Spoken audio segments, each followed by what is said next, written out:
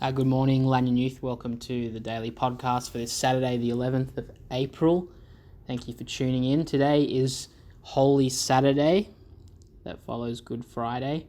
In a way, I feel like this day is a bit like the middle child. It sort of unfairly gets forgotten sometimes. But there's actually a reason for that. We barely have anything about this day between Easter Sunday, when Jesus is resurrected, and Good Friday, Jesus' death. There's hardly anything at all, really, in the New Testament about this day. We know that after Jesus' death, he is buried. Joseph of Arimathea, a well-off Jew, gets the courage to go ask Pilate for his body and bury him among what would have been a wealthy gravesite, which actually fulfills a prophecy in Isaiah 53 that Jesus would be buried with the wealthy. We know that the women hung around at the cross as the disciples deserted him. We know that some guards are put at the tomb. But other than that, we just don't really know anything about actually on Saturday. It seems that on the day of what would have been the Sabbath, the day of rest for the Jews, Jesus' body simply rests in a tomb. There are still questions we can ask, though, about this seemingly silent message from God on this day, this silence that occurs on Holy Saturday. Where did Jesus go is one question many people have asked. What happens to Jesus in this time? We read at our church, the Apostles' Creed, that he descended to the dead.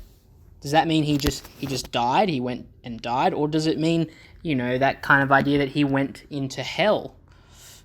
Something like that. There's a verse in 1 Peter 3:19 which says, he went and made proclamation to the imprisoned spirits. And sometimes people have interpreted that to mean Jesus went to hell and proclaimed the gospel there. The problem, I think, with that is that it says after being made alive, he did this in 1 Peter. I actually think it's probably talking about when Jesus ascends to the Father, but that's another conversation. We also know on the cross, he says to one of the criminals, today you'll be with me in paradise. There's no real hint that Jesus was going to hell or anything like that. So where did Jesus go? Or was he just dead? In the same way we go to sleep and time just passes by in the twinkling of an eye, we wake up the next day, maybe Jesus was just dead, and then in the next moment was alive again. To be truthful, we just don't really know. So, if we don't really know much about this day, what can we say? What can we say about Holy Saturday? Well, here's one thing I think we can say. Sometimes God is silent. Have you ever felt like God is silent in your life?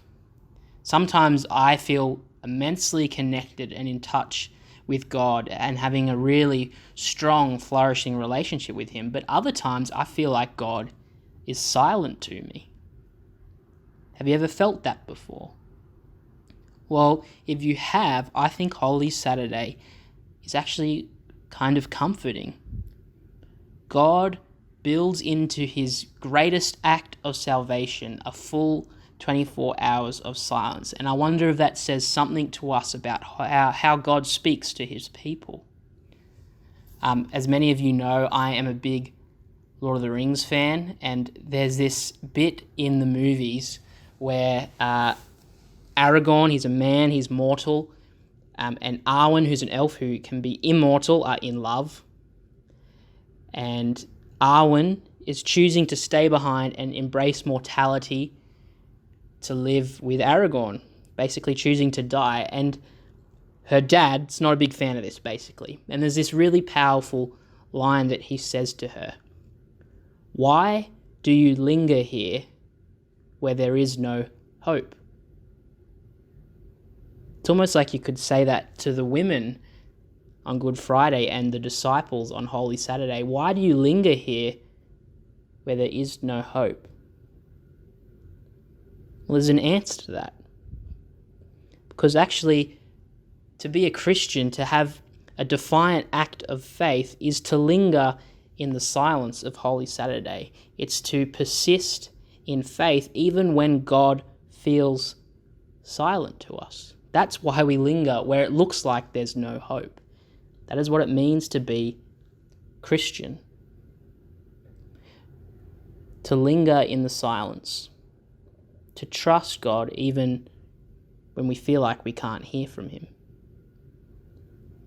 Now, having said all that, we know today that the women weren't lingering there without hope. Tomorrow we see why it was worth sticking around.